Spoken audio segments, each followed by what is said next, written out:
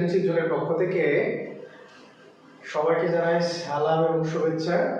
আসসালামু আলাইকুম ওয়া রাহমাতুল্লাহি ওয়া বারাকাতুহু।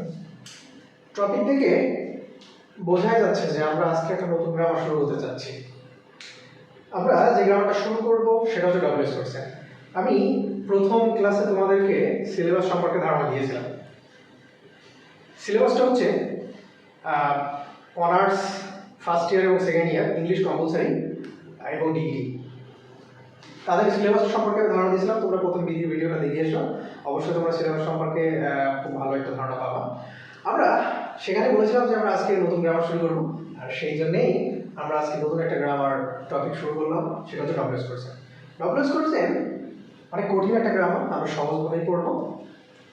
এই গ্রামারটা জানার আগে আমাদের দুইটা কন্ডিশন মানতে হবে, দুইটা বিষয় আমাদের কম্পালসারি মনে রাখতে হবে। সেটা হচ্ছে কি, একটা হচ্ছে ডব্লিউএস কোর্সের স্ট্রাকচার, আর দুই নম্বর হচ্ছে কিছু শব্দ।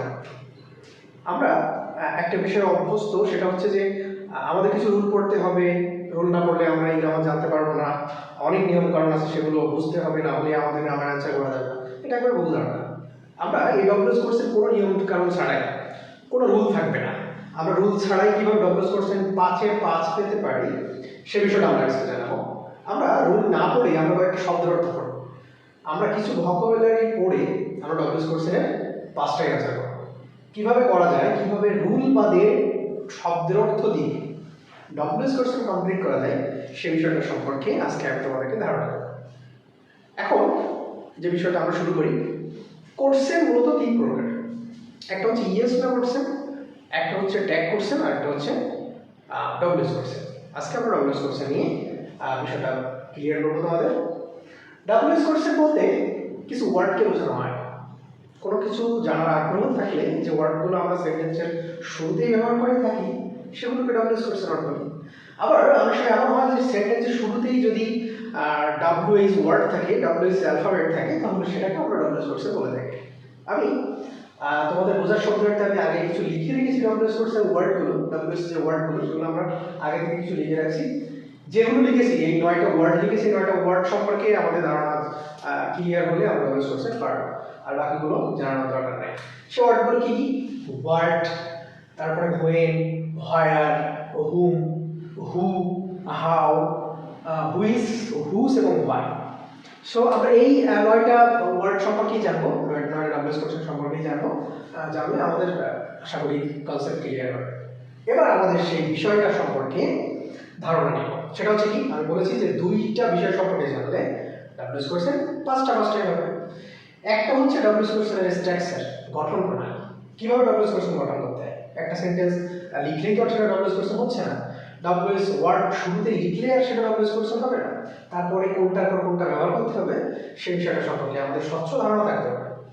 এখন সেটা আমরা আজকে ক্লাসেই মুখস্থ করে ফেলবো। কি শুরুতে ডব্লিউএস কোর্সেন থাকবে, বা আমি এটা কিন্তু লিখেছি ডব্লিউএস কোর্সেন, কিউটি কোর্সেন সবগুলো বড়াতর করে ডব্লিউএস ওয়ার্ডটা ব্যবহার করতে হবে। এই ওয়ার্ডটা আমরা ব্যবহার করবো শব্দের অর্থ দিয়ে, এই ওয়ার্ডটা ব্যবহার করব শুধুমাত্র শব্দের অর্থ দিয়ে। ডব্লিউএস ওয়ার্ডের পরে আমাদের যে বিষয়টা ব্যবহার করতে হবে সেটা হচ্ছে একটা সাহায্যকারী ভার্ব। আমরা অনেকগুলো ভার্ব আছে, সেই ভার্বগুলোকে যেমন টু ডু ভার্ব আছে, টু হ্যাভ ভার্ব আছে, মডাল আছে, সেমি মডাল আছে, এই সবগুলো ভার্বকে আমরা আজকে একটা নাম দেব, সেটা সাহায্যকারী ভার্ব, বা সেটা আমরা একটা নাম দেব অক্সিলারি ভার্ব। সেই ভার্বগুলো কি কি? Am is are, was were, have has had, can could, shall should, may might must, will would, এই সবগুলোকে আমরা আজকে নতুন একটা নাম দিলাম, সেটা হচ্ছে অক্সিলারি ভার্ব। তাই ডব্লিউএস এর পরে অবশ্যই তোমাকে একটা সাহায্যকারী ভার্ব ব্যবহার করতে হবে। এখন প্রশ্নের মধ্যে অনেক সময় ওই সাহায্যকারী ভার্বগুলোর মধ্যে কোনো একটা থাকে, সাহায্যকারী ভার্বগুলোর মধ্যে কোনো একটা ভার্ব হয়তো না ওই সেন্টেন্সের মধ্যে থাকলো। যদি থাকে তখন ওই ভার্বটাকেই সরাসরি ডব্লিউএস ওয়ার্ডের পরে ব্যবহার করব। যে ওয়ার্ডটা সেন্টেন্সের মধ্যে থাকবে সেই ওয়ার্ডটা সরাসরি ডব্লিউএস ওয়ার্ডের পরে ব্যবহার করব, ভার্বটা ব্যবহার করব, কারণ আমাদের নিয়ম হচ্ছে ডব্লিউএস কোর্সের পরে একটা ভার্ব ব্যবহার করতে হবে। এবার কথা হলো, যদি ভার্বগুলো না থাকে সেন্টেন্সের মধ্যে, যদি সেন্টেন্সের মধ্যে ওই ভার্বগুলো না থাকে তখন আমরা কি করব? তখন আমাদেরকে যে কোনোভাবে ভার্বকে পয়দা করতে হবে, ভার্ব আমাদের বানাতেই হবে। তার মানে ডব্লিউএস কোর্সের পরে ভার্ব তোমাকে দেয়াই লাগবে, কোনো মিস নেই। এবার যদি ভার্ব না থাকে তখন কি করবো? 3টা ভার্বকে আমরা হায়ার করে নিয়ে আসবো, 3টা ভার্ব আমরা অন্য জায়গা থেকে নিয়ে আসবো। সে ভার্ব থেকে কি কি? ডু, ডিড, ডাজ, তিনটা ভার্বকে আমরা নিয়ে আসবো। এখন এই তিনটা তো আর ব্যবহার করতে পারছি না, একটা ব্যবহার করতে হবে। তাই কোনটা কখন ব্যবহার করবো সেটাও আমি সুবিধার্থে লিখে রাখছি। মেইন ভার্বটা যদি প্রেজেন্ট ফর্মে থাকে, ভার্ব কি সেন্টেন্স, আমরা সেন্টেন্সটা দেখি এত সেন্টেন্স, এত বড় সেন্টেন্স আমরা লক্ষ্য রাখবো না, আমরা ভার্বটাকে লক্ষ্য রাখবো। যদি মেইন ভার্বটা প্রেজেন্ট ফর্মে থাকে তখন আমরা ডু ব্যবহার করব। মেইন ভার্বটা যদি পাস্ট ফর্মে থাকে তখন আমরা ডিড ব্যবহার করব। আর মেইন ভার্বের শেষে যদি এস অথবা এস থাকে তখন আমরা ডাজ ব্যবহার করব। আমি আবারও বলি, মেইন ভার্ব যদি প্রেজেন্ট ফর্মে থাকে তাহলে ডু ব্যবহার করব, মেইন ভার্ব যদি পাস্ট ফর্মে থাকে তাহলে আমরা ডিড ব্যবহার করব, আর মেইন ভার্বের শেষে যদি এস অথবা এস থাকে তখন আমরা ডাজ ব্যবহার করব। যাক, আমাদের ভার্ব ব্যবহার করতে হবে, তাই আমরা যদি সেন্টেন্স মধ্যে না থাকে তাহলে আমরা অন্য জায়গা থেকে হেল্প নিলাম। এবার ভার্বের বিষয়টা শেষ, এবার আমাদের সাবজেক্টের বিষয়। সেন্টেন্সের সাবজেক্ট কিন্তু বসানোই লাগে, আর সেন্টেন্সের সাবজেক্ট অধিকাংশ টাইমে তোমার যতগুলো প্রশ্ন দেখা হয়েছে সবগুলো প্রশ্ন দেখবা সেন্টেন্সের শুরুতেই সাবজেক্ট থাকে। তাই সাবজেক্ট যদি থাকে সেটারও কিন্তু একটা পরিবর্তন আছে, সেই পরিবর্তনগুলো আমি লিখে রাখছি। পরিবর্তন হচ্ছে সাবজেক্টের মধ্যে যদি আই অথবা উই থাকে, সাবজেক্টের মধ্যে আই অথবা উই দুটার মধ্যে যে কোনো একটা যদি থাকে তখন আমরা সেটার পরিবর্তে ইউ ব্যবহার করব। আর মাই অথবা আওয়ার যদি থাকে তাহলে সেখানে আমরা ইউ এর ব্যবহার করব। আমি আবার বলি, আই অথবা উই থাকলে আমরা ইউ ব্যবহার করব, আর মাই অথবা আওয়ার থাকলে আমরা ইউ এর ব্যবহার করব। এই চারটা ওয়ার্ড বাদে অন্য কোনো ওয়ার্ড যদি থাকে তখন আমরা যেটা থাকবে সেটাই ব্যবহার করব। তার মানে আমাদের কোনো পরিবর্তন হবে না। পরিবর্তন যা হয় এই চারটা ওয়ার্ডেরই পরিবর্তন হবে। সেখানে কি আই অথবা উই থাকলে ইউ হবে, মাই অথবা আওয়ার থাকলে ইউ হবে, আর যতগুলো সাবজেক্ট থাকুক না কেন সেগুলো আমরা হুবহু ব্যবহার করে দেব, সেটার কোনো পরিবর্তন আমরা করব না। এবার সাবজেক্টের বিষয় শেষ, এবার আমরা মেইন ভার্ব আসি। আমাদের কিন্তু মেইন ভার্ব কিন্তু দুইটা থাকছে, একটা সাহায্যকারী ভার্ব আর একটা হচ্ছে মেইন ভার্ব।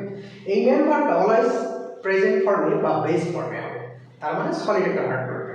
কেমন?